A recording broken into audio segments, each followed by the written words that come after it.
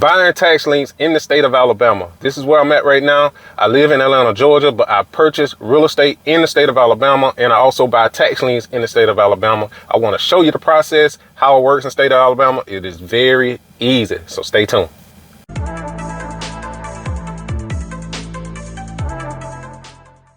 Alabama tax liens are very unique.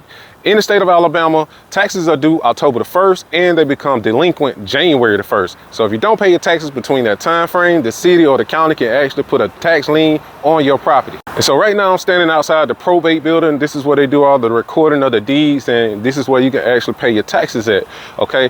I say Alabama is very unique because they have what you call over-the-counter tax liens. So you can actually purchase tax liens in the state of Alabama from the actual state. So I'm gonna show you guys the exact process because I gotta go over to one of the buildings and get a certificate for my property so I can get a tax deed. So I get a tax deed from this building, okay? And this process works throughout the state of Alabama. Each county is different. You just have to go to your county and actually find out what building is what. The state of Alabama holds their tax sales once a year, and they're normally between the months of April and May, sometimes June, but you definitely need to check with your city or the county and make sure and check to see when the next tax sale will be. Now, you can actually get a list from the county. If the county doesn't give you a list, you can actually get a tax lien list from the newspaper. I always like to check the newspaper.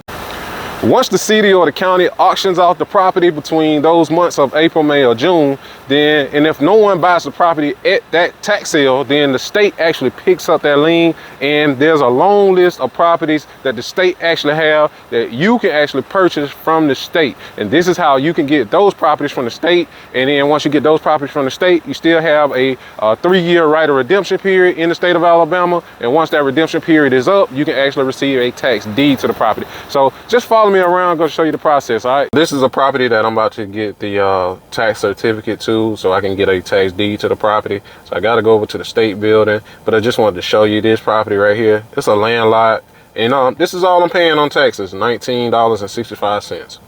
I'm here at the building where I can get my tax certificate from, and I'm pulling up. So if you're in the state of Alabama, this is where you actually get a tax certificate from before you can actually get your tax deed.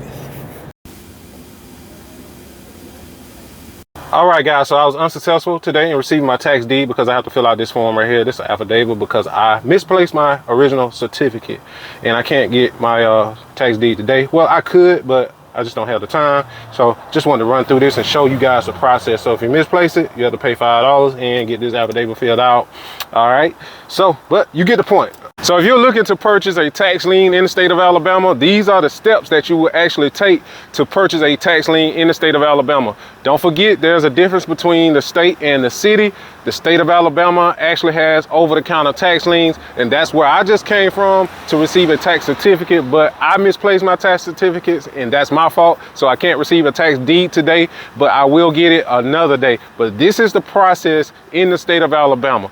Don't forget to like and subscribe to the channel. I hope that this video was able to help you, and I'll see you guys in the next video. Peace out.